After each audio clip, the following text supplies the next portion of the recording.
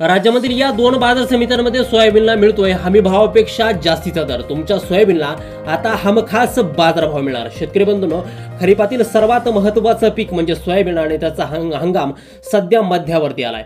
बऱ्याच शेतकऱ्यांनी भाव पडतील या भीतीने त्या ठिकाणी सोयाबीन विकून टाकलं, पण झालं उलट। सोयाबीनच्या दरामध्ये अजूनही घोडदौड त्या ठिकाणी सुरूच आहे। याशिवाय 15 तारखेनंतर सोयाबीनची हमी भावानं खरेदी सुरू होणार आहे आणि त्यामुळे सोयाबीनचे दर हे 6000 रुपयांचा टप्पा पार करू शकतात असं बाजारभाव अभ्यासकांच्या वतीने सांगण्यात येते।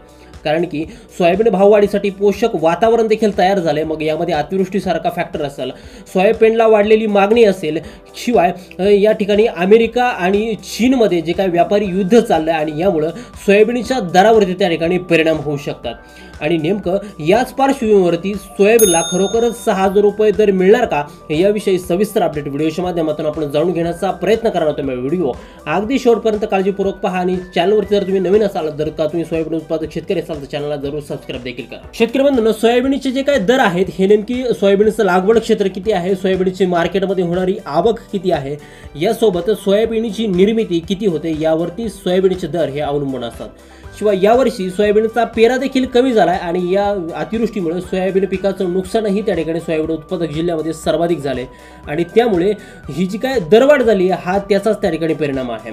शिवाय अतिवृष्टीमुळे सोयाबीनचं नुकसान झाल्यामुळे सोयाबीनचं उत्पादन देखील जवळपास 10 ते 15% घटल्यामुळे सोयाबीनचे जे काय दर आहेत ते आता त्या ठिकाणी वाढायला सुरुवात झाली आहे। शेतकरी बंधूंनो, याशिवाय सोयाबीनच्या दरवाढी पाठीमागील काही प्रमुख कारणं देखील समोर आले आहे। मग त्यामध्ये जागतिक मागणीत झालेली वाढ असेल आणि ही वाढ जी झाली आहे ती खाद्यतेल आणि प्रोटीनच्या मागणीमध्ये जी वाढ झाली आहे, कारण सोयाबीनपासून सोया प्रोटीन देखील तयार करण्यात येतं आणि त्याच्या मागणीत वाढ झाल्यामुळं जागतिक मागणीमध्ये वाढ झाली आहे। याशिवाय आंतरराष्ट्रीय बाजारामधली दुसरी एक महत्त्वाची घटना की यामुळे त्या ठिकाणी अमेरिकेतील जो काही सोयाबीनचा साठा आहे तो यावर्षी घटण्याची शक्यता आहे आणि त्यामुळं आंतरराष्ट्रीय बाजारपेठेमध्ये सोयाबीनचे दर वाढलेले आहे। याशिवाय काही देशांनी सोयाबीनच्या निर्यातीवरती मर्यादा देखील घातल्या आहे आणि यामुळं भारतीय सोयाबीनला मागणी वाढलेली आहे। तसंच भारत सरकारच्या आयात धोरणात त्या ठिकाणी बदलच झालेले नाहीत आणि त्यामुळे स्वदेशी उत्पादनाला त्या ठिकाणी अजूनपर्यंत तरी त्या ठिकाणी अधिक महत्त्व देण्यात येते। याशिवाय अतिवृष्टीमुळे राजस्थानमधील एका सोयाबीन उत्पादक राज्यामध्ये सर्वाधिक नुकसान झालं। मग यामध्ये पावसाची अनियमितता असेल, कीड रोगांचा प्रादुर्भाव असेल, याशिवाय काही जिल्ह्यामध्ये येलो मोझॅक रोगाचा प्रादुर्भाव असेल, यामुळे पिकं नष्ट झाली। याशिवाय अतिवृष्टीमुळे पिकं पाण्याखाली गेली आणि त्यामुळे उत्पादनामध्ये मोठी घसरण त्या ठिकाणी आली। महाराष्ट्र हे देखील त्या ठिकाणी सोयाबीनच्या उत्पादनामध्ये महत्त्वाची भूमिका बजावत असतं। मग यामध्ये मराठवाडा आणि विदर्भातील सोयाबीन उत्पादक भागांना मोठा पावसाचा दणका बसलाय आणि त्यामुळे पिकांचं मोठ्या प्रमाणात नुकसान झालंय।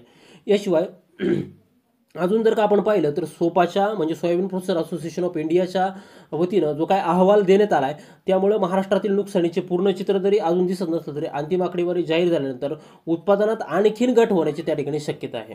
याशिवाय सोयाबीन प्रोसेसर असोसिएशन ऑफ इंडियाच्या मते त्या ठिकाणी सोयाबीनचं जे काही उत्पादन आहे ते 105 लाख टनांवरती स्थिर राहील।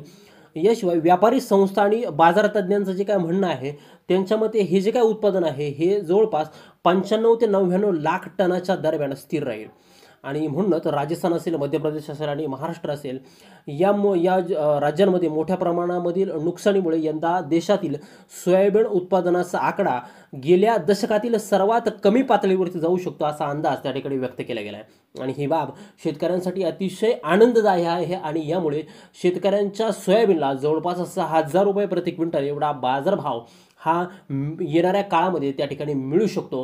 शेतकऱ्याच्या सोयाबीनला खरोखरच आजचे दिन त्या ठिकाणी येऊ शकतात। त्यामुळे शेतकरी मित्रांनो, तुमचं जर का सोयाबीन असेल आणि तुम्ही जर का विकण्याची प्रतीक्षा करत असाल तर रोजचे बाजारभाव पाहून रोज तुम्ही सोयाबीन विक्रीचं जर नियोजन केलं तर खरोखरच तुमची सोयाबीन विक्री ही त्या ठिकाणी नफ्यात जाऊ शकते।